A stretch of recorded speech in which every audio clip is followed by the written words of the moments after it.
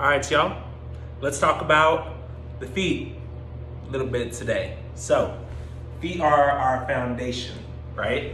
And we want them to be nice and strong, supple, movable, not so much stiff, right?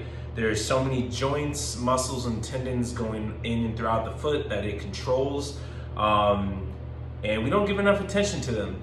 If you know me and you've been with me for following my stuff for a few years, or been my friend, I'm into the barefoot culture and strengthening our feet, because the sad truth is most of our shoes that we're wearing are hurting our feet. They're causing bunions and knee problems and ankle problems and hip problems, all these things. It starts with your feet. It's your foundation of what gets you from point A to point B, but we don't give them enough love, okay? Now, why did I start this journey is because my toes used to be crunched up and scrunched up like this, basically, and couldn't even see any space between them like this, which is what I've, worked and kind of strengthened them up until. This is where everybody's foot should be, spread out, naturally splayed and stuff, but all these shoes today basically bring our toes in like this and scrunch them up because they all come to points, okay?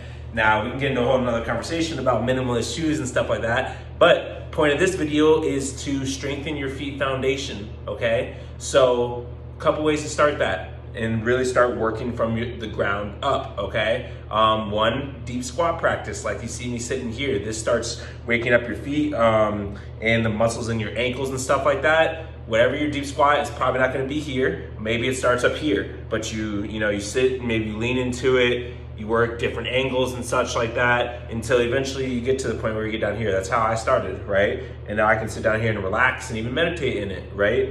But you want your feet to, and ankles to come alive and be able to move all the tendons and stuff like that.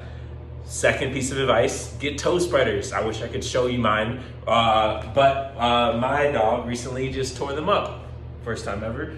But a few things you can use toe spreaders that you can buy online, which are really easily. You can buy those toe spreaders that they use for painting nails if you're a woman, right? Or you can just find them in the store. You don't have to be a woman to use them. But you can also just use your hands, right? See if you can put all your fingers between all the gaps in your toes here, and then spread them out with no pain. And if so, maybe you just slip them in a little bit and just wait there for a second. But if you can get them all in and you have enough space, then you can start to bend. Ooh, it's got some good cracks out of there. Bend and twist while you're making that space and really bring the foot muscles alive and mobilize them, make space, and you'll be surprised how much function you'll start to get out of your foot, okay? So that's how we're gonna start. And then the last piece is recovery. Anytime you're sitting or just standing in one place, anytime I'm sitting watching TV, I'm rolling a lacrosse ball or tennis ball or any ball you have, but lacrosse ball is most ideal for pressure, and just rolling it on the bottom and the insides. I just got a couple cracks there on my big toe, which I love feeling. All around, just feeling out that deep pressure, especially on the inside of that foot.